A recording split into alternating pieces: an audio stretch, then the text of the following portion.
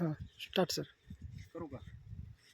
नमस्कार शेतकरी मित्रांनो, मी अमोल डाकणे, शिवशक्ती ॲग्रो एजन्सी, वडगाव पान, संगमनेर या दुकानामार्फत आपण जे वाकडीमधील प्रगतशील शेतकरी आहेत तर साहेबांचा आधी परिचय करून घेऊ. नमस्कार, मी वाकडी तालुका राहता, जिल्हा अहिल्यानगर येथील नितीन गोरक्षनाथ येनगे. आमचं एकूण क्षेत्र 40 ते 45 एकर शेती आहे. पैकी 18 ते 20 एकर ऊस असतो दरवर्षी. आम्ही KPJS या प्रोडक्टचे डाकणे साहेबामार्फत ऊसाला 2 डोस दिलेले आहेत. तर माझा काही 265 पण आहे, 86-032 पण ऊस आहे. तर यांच्या या डोसमुळं ऊसाची क्वालिटी, ऊसाची पानाची रुंदी, जाडी ही आणि कांड्याची लांबी ही मोठ्या प्रमाणात आलेली आहे. आम्हाला याचा फार मोठा रिझल्ट आलेला आहे.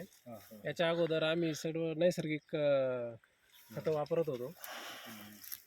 तर आता यांच्या ह्या सम्राटचं जे आहे ऊस स्पेशल, ऊस स्पेशल सम्राट हे वापरलंय.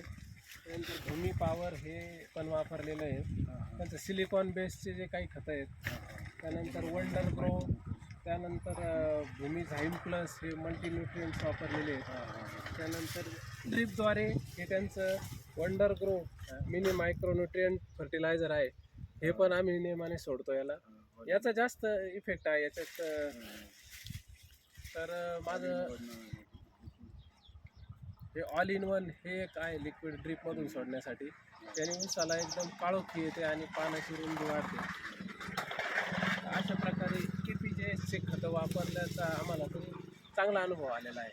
तरी मी शेतकऱ्यांना आवाहन करतो की हे जास्तीत जास्त यांचे खतं वापरा. आणि यांचे रिप्रेझेंटेटिव्ह नेहमी भेट देत असतात, प्लॉटला येऊन मार्गदर्शन करतात, काय सोडायचं काय नाही. ढाकणे साहेब येतात स्वतः, थोरात साहेब येतात, त्यांचे रिप्रेझेंटेटिव्ह काय वाचतात.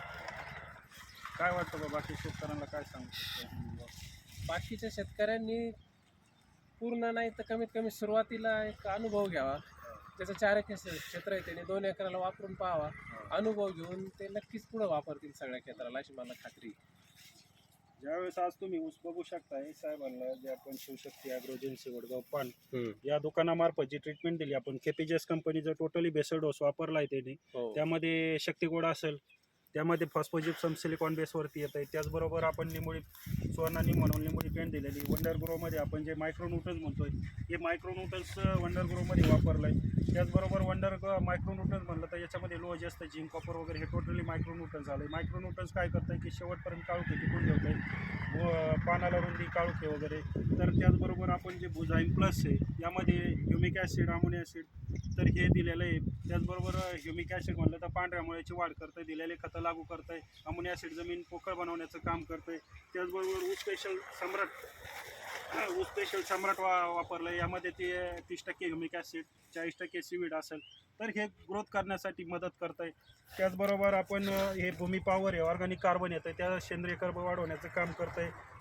याचबरोबर मायक्रोन्यूट्रन्स लिक्विड आहे, यामध्ये ते लिक्विड पाण्यातून असेल, स्प्रे असेल तर हे सगळं साहेबांनी वापरलं आहे. त्याचबरोबर ऑल इन वन जे आपण लिक्विड आहे ते प्रोटीनवर आधारित आहे.